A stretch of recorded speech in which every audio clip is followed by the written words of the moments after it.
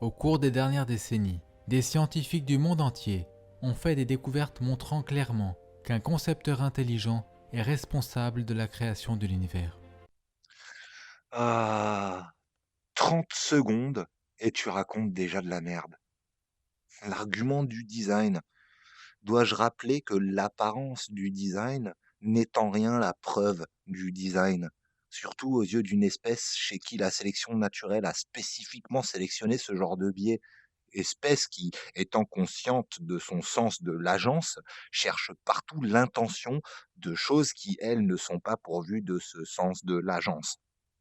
Salut les internautes, c'est l'augure.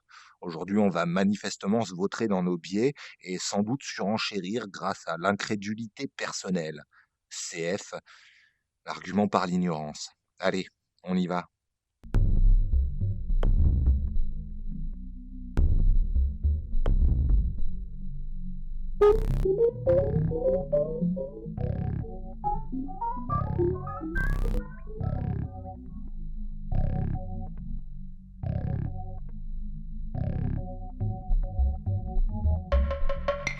Beaucoup croient que l'univers tout entier est né à partir de rien, par hasard. Mais si vous y pensez vraiment, du rien ne pourrait pas faire naître l'univers, puisque du rien ne produit que du rien. What the fuck? Deuxième phrase et on est déjà dans l'homme de paille. Non, les athées ne croient pas que tout émane de rien. Tu as entendu parler de la première loi de la thermodynamique? Globalement, quand il ne sait pas, un athée te répondra je ne sais pas et n'extrapolera pas en affirmations hasardeuses pour en arriver à une conclusion dont il est déjà convaincu. Moi, je dirais que si la somme totale d'énergie contenue dans l'univers est égale à zéro, ce que semblent indiquer les différentes mesures expérimentales, arriver de zéro à zéro n'est pas inconcevable. Mais tu vas nous expliquer pourquoi croire ça est moins rationnel que croire qu'un magicien dans le ciel par une incantation a créé un monde pour des milliards d'années plus tard pouvoir avoir une relation privilégiée avec une espèce de grand singe gavé de certitudes farfelues. Et franchement, par hasard, pas du tout. Effectivement, en accord avec les lois de la physique. Tu mélanges déjà tous tes arguments et je vais pas les faire à ta place. Gros porchio de la logique. Mais bon, pour les auditeurs, là ce qu'il fait, c'est la conflation entre le Big Bang et la diversité des espèces. En effet, ce qui paraît dérangeant pour ces gens, c'est le fait que les mutations soient hasardeuses. Alors que ce qui détermine ce qui reste ou pas, c'est la sélection naturelle, qui, elle, fait le tri dans ces mutations et qui est loin de procéder par hasard. En somme, dans l'esprit borné de cette personne, Big Bang et biogénèse, malgré les temps incompréhensibles qui les séparent, sont un seul et même événement. Tout ce qui vient à exister se doit d'avoir une cause. Atatatatata. Et si Dieu est la cause de toute la réalité, et qu'il existe, lui aussi doit avoir une cause. Et si tu te sers d'une règle pour plaider d'une chose qui ferait exception à cette règle, tu commets un argument fallacieux, celui du plaidoyer spécial. Et ça montre un certain manque d'honnêteté. Autre chose, c'est quoi ces façons à la con de présenter des arguments?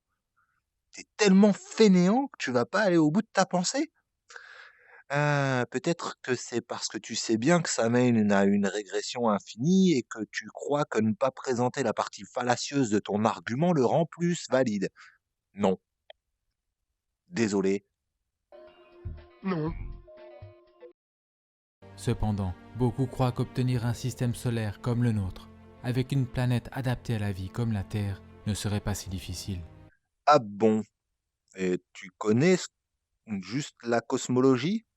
Parce que, au vu du nombre d'exoplanètes qu'on a découverts et de super terres qui seraient plus propices à la vie que notre bonne vieille Terre, oui, on est en droit de croire ça. Mais même sans ça, la probabilité effective est au moins de 1, vu que la Terre existe.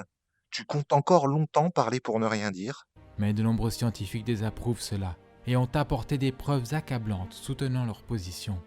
Par exemple, beaucoup de forces dans l'univers sont équilibrées avec précision et permettent entre autres de rassembler la matière. Encore de la diarrhée verbale, ou une vitrine de ta compréhension inexistante de ce sujet. toutes les forces ne rassemblent pas la matière. On va partir de la plus forte à la moins forte. La force nucléaire forte, celle qui surmonte la répulsion des protons dans le noyau des atomes, là, ok, elle rassemble la matière. La force nucléaire faible est la force qui produit la désintégration bêta. Elle permet aux quarks de se transformer via l'émission ou l'absorption de bosons, pour vachement vulgariser la chose. En somme, elle permet à un neutron de se changer en proton via l'émission d'un boson W. Je simplifie vachement, encore une fois, mais là, il est question de transformation et pas de rassemblement. L'électromagnétisme, là, je vous fais pas de dessin, tout le monde a joué avec des aimants, et cette force est attractive autant que répulsive en fonction de l'orientation des champs.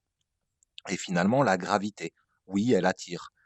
Mais à vouloir globaliser comme tu le fais, ça fait que effectivement, pour la moitié de la réalité, tu te plantes totalement. Alors si c'est là ton standard de compréhension, pas étonnant que seules des idées flétries et débunkées il y a des siècles puissent germer dans cet égout qui te sert d'esprit. Et non, effectivement, je ne m'attends pas à ce que tout le monde comprenne ces choses ou s'y intéresse. Mais c'est toi qui balances des informations fausses parce que tu bites rien à rien.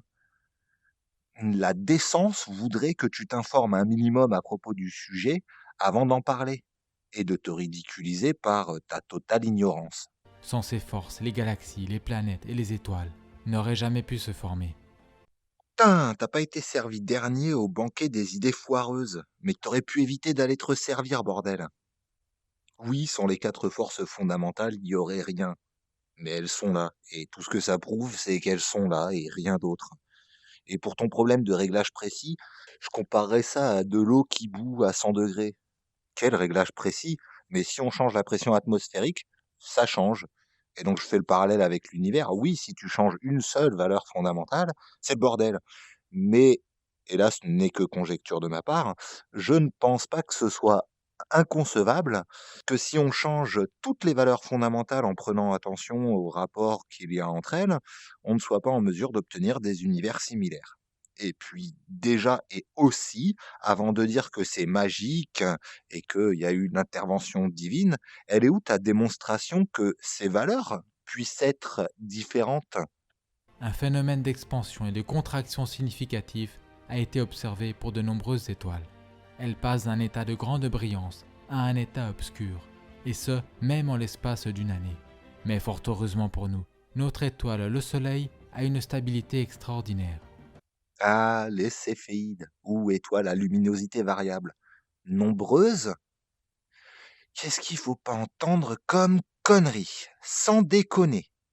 6000 étoiles céphéides estimées dans notre galaxie, contre environ 250 milliards d'étoiles dans notre galaxie. Un rapport de une céphéide pour 41 milliards d'autres étoiles. C'est du sérieux, ça, dis-moi. Tu serais pas en train de te foutre ouvertement de la tronche de tes auditeurs, ou tu tables sur leur ignorance pour gober tes déjections?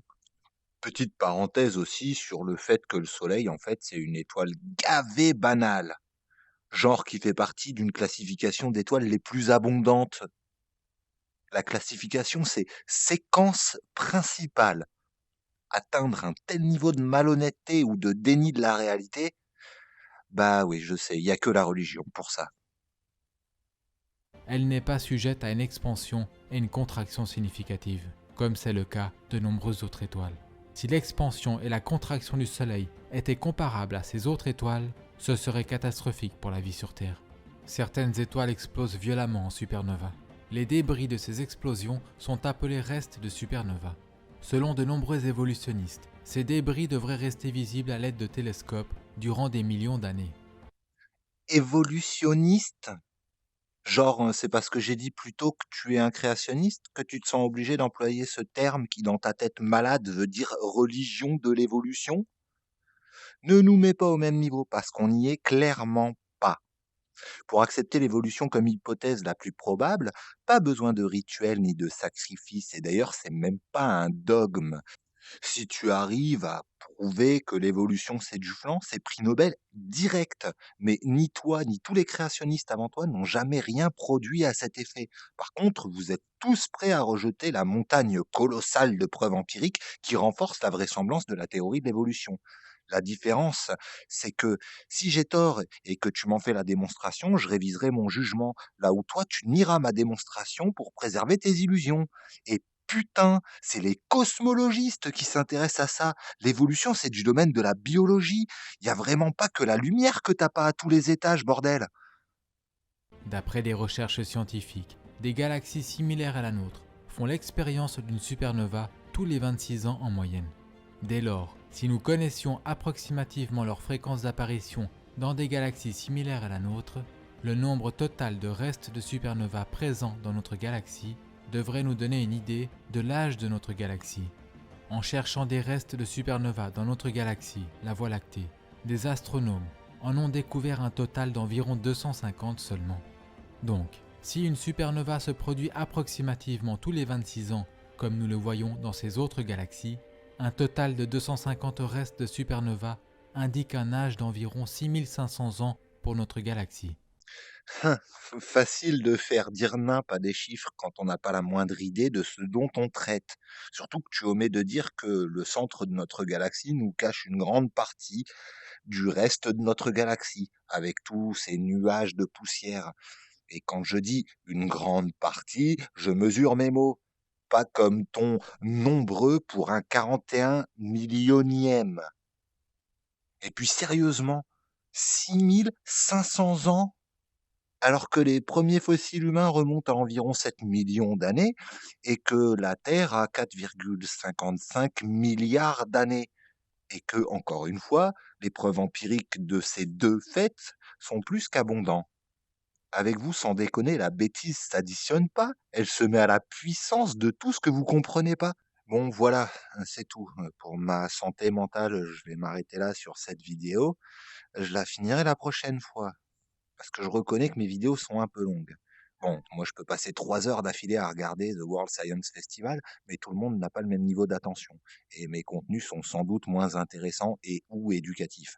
Et surtout, il faut que je me conforme un peu au format YouTube, car je pourrais épiloguer des heures sur ces sujets.